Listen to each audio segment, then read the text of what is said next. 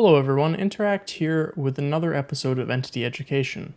In this one I'm going to be covering a bit of a hotly discussed topic, the survivor perk self-care, and why I personally don't believe it's as bad of a perk as people make it out to be. This is going to be more of an opinion video as opposed to what I normally put out, but I'm going to be backing things up with some hot math and game theory, which I know everyone loves hearing me talk about because it really helps them get to sleep. So let's start off by talking about why self-care is so looked down upon by a lot of players in the community of Dead by Daylight. The main reason seems to boil down to basically just, why would you bother self-caring when you could just work on a generator instead? While this is a decently valid reason for not running self-care, since generators are basically the only objective survivors actually have outside of, surviving, I'd like to give you a little piece of information about Dead by Daylight to think about. Fun fact, did you know that it takes a solo survivor 80 seconds to finish a generator if they never hit a single great skill check, but it takes a dead survivor infinity seconds because they're, dead? It's pretty mind-blowing stuff, I know. Let me start off with a quick disclaimer before I actually get into everything. If you're like a god survivor, the greatest player that's ever played, and you have 12,000 hours, and you can loop every killer at every single tile, and you never fall for a mind game, you don't need self-care. If you're in the big old death, sweat, survive with friends 4-man Discord squad, you probably don't need self-care. This video is going to be more focused on solo survivor gameplay and geared towards players that aren't exactly comfortable playing the entire match while injured, which I suspect is, the majority of the player base. Sarcasm, jokes, and disclaimers aside, let's get into some actual numbers and talk about self-care a little bit more in depth. Firstly, a normal heal from a friendly survivor, or by using a medkit, assuming that there are no extra perks or modifiers to take into account, the heal is going to take 16 seconds. A self-care heal is going to take 32 seconds.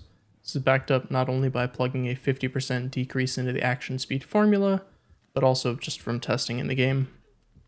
If you aren't sure what the action speed formula is or how it works, I'd advise you watch my video on the topic, which I'll link in the card thingy on the screen and also in the description in the pinned comment below. This is really the other main reason that people say that self-care is like a waste of time or a noob trap or a trash perk or whatever they say these days. However, I think a lot of people fail to see the flaw in the logic that they're using when they say things like that. I'll get into what I mean in just a minute. Obviously, I'm not saying if you get unhooked, it's better to just sprint burst into a corner and start self-caring. That's obviously just dumb, and you shouldn't do that. If the person who unhooked you has will make it, or is just fine healing you, great, just let them do that and then go back to doing generators or hiding in a locker or cleansing totems or whatever it is you crazy kids are up to these days. However, if the killer is coming back to the hook and you get split up from your teammate, and you don't really know where anyone is, you might want to self-care to get yourself back to healthy so the killer can't just M1 you a single time and down you, especially if you aren't the best at looping. You can mitigate not knowing where your teammates are by running aura reading perks like Bond, Empathy, Kindred, Better Together, whatever, or by just playing with friends and being in Discord or whatever, TeamSpeak, Mumble, I don't know. Do people still... Nobody uses that. As I said, if you're in a survive with friends, there's really no reason outside of messing with your friends by self-caring in front of them that you're going to be wanting to run self-care. So where is the flaw in the logic that I brought up earlier? Well, assuming no slowdown or speed up to healing speed, you're still going to be taking 32 seconds to heal. But wait, Interact. You just said it would take 16 seconds for another survivor to heal you. What are you talking about? I can hear you typing angrily in the comments. Don't worry about it. Calm down and hear me out.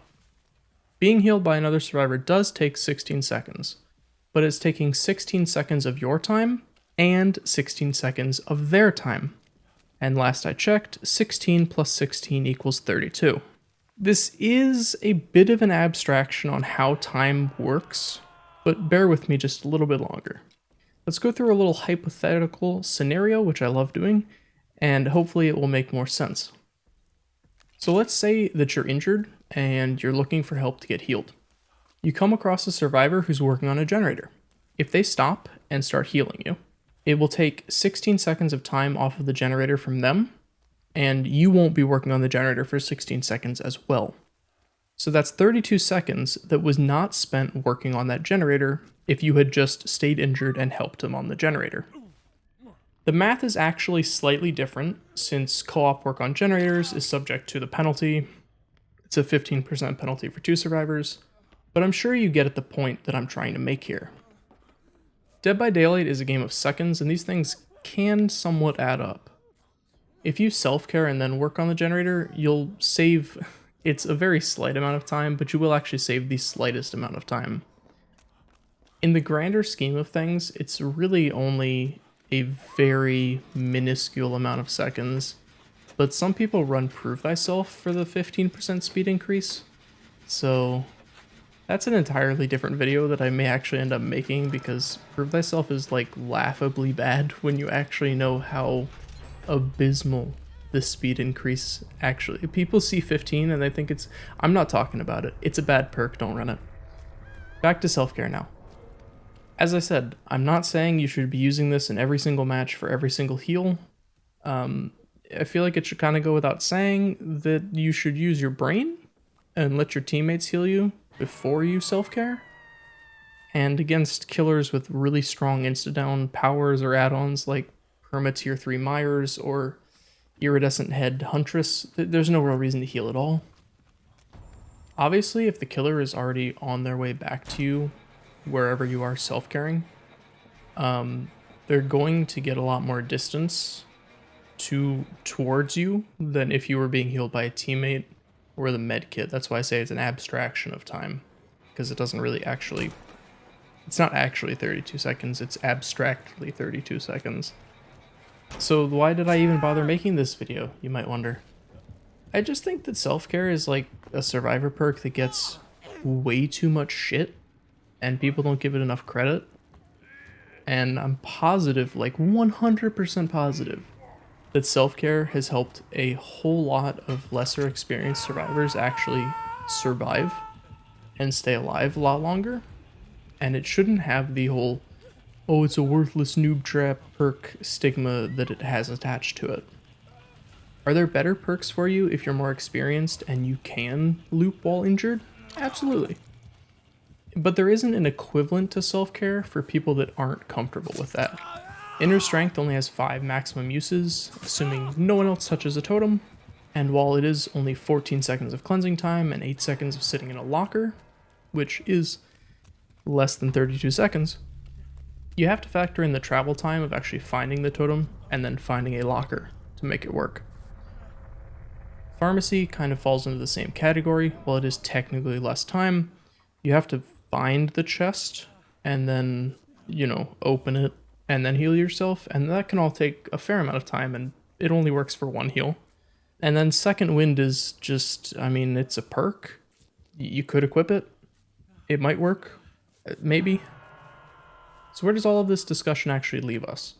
Obviously, it's better to get healed by a teammate or bring in a medkit with stupid amounts of charge add-ons to heal yourself a few times. Those are better than self-care, but self-care isn't worthless. This video is not me trying to advocate that everybody start running self-care all the time. I'm just trying to get people to stop looking down on players that do run self-care and try and understand why it isn't like a crime against humanity for someone to be running self-care as a survivor. Is it annoying if you are in a match and you see a Claudette sprint burst away to a corner every time she gets hit to go off in self-care and she never touches a generator? 100%, absolutely. It's the worst thing in the world. But you have to understand that there are people that aren't comfortable being injured in chases all the time because they're not very good at looping. And they'd probably be dead if they weren't running to that corner and self-caring. So living teammates are better than dead ones. That's really all I'm trying to say. So pretty much that's it for this video. As always, leave a comment with your thoughts on self-care. Leave a like if you liked the video. Subscribe for more videos in the future. Don't worry, the Pyramid Head video is already 50 or 60% done.